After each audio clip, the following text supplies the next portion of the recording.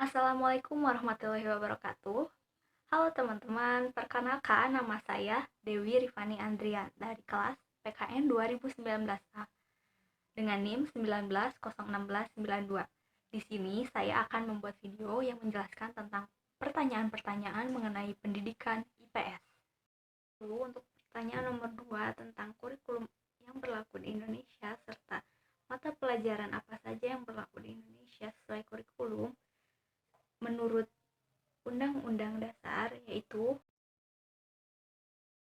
dalam Undang-Undang Nomor 20 Tahun 2003 Bab 5 tentang kurikulum, ayat 3.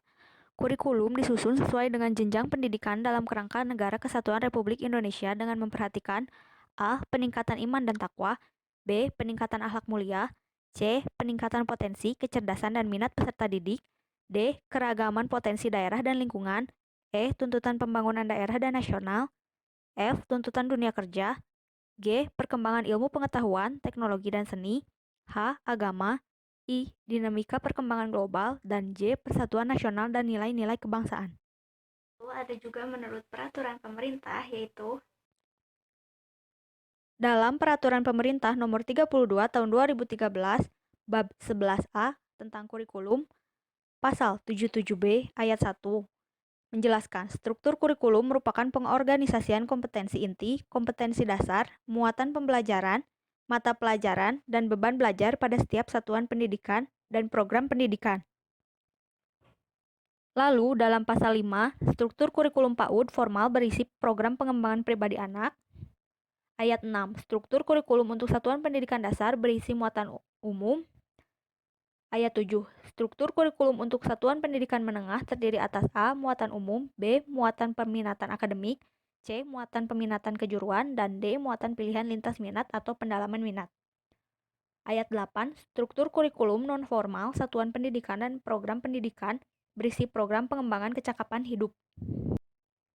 Lalu dalam pasal 77I, ayat 1, struktur kurikulum SD atau MI, SDLB atau bentuk lain yang sederajat terdiri atas muatan A. Pendidikan agama, B. Pendidikan kewarganegaraan, C. Bahasa, D. Matematika, E. Ilmu pengetahuan alam, F. Ilmu pengetahuan sosial, G. Seni dan budaya, H. Pendidikan jasmani dan olahraga, I. Keterampilan atau kejuruan, dan J. Muatan lokal.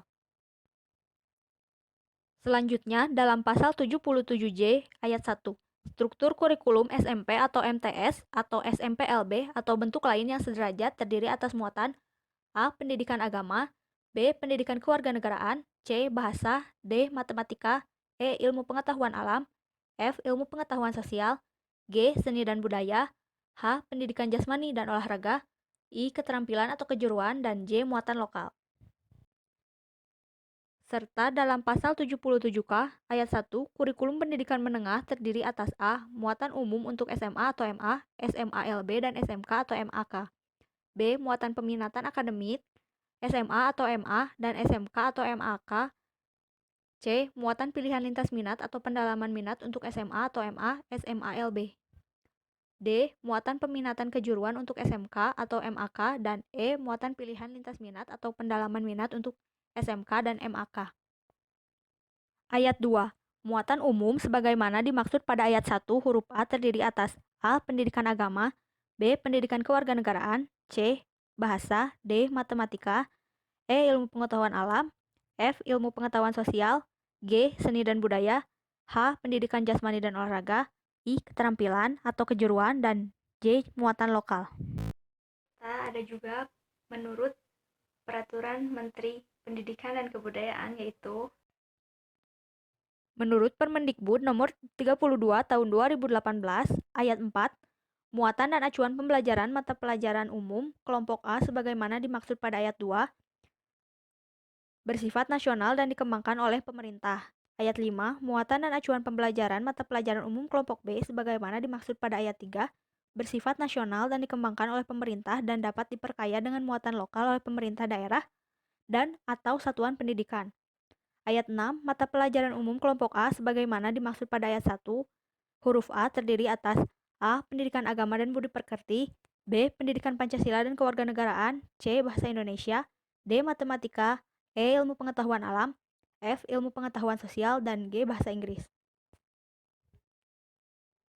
Dan juga dalam ayat 7, mata pelajaran umum kelompok B sebagaimana dimaksud pada ayat 1 huruf B terdiri atas A. Seni budaya, B. Pendidikan jasmani, olahraga dan kesehatan, dan C. Prakarya dan atau informatika.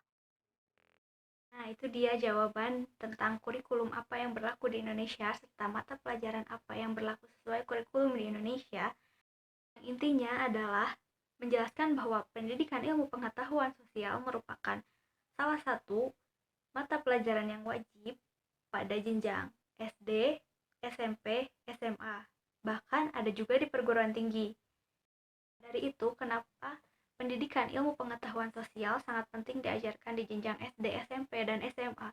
Karena pendidikan ilmu pengetahuan sosial itu memiliki landasannya tersendiri. Nah, itu dia penjelasan dari saya. Wassalamualaikum warahmatullahi wabarakatuh.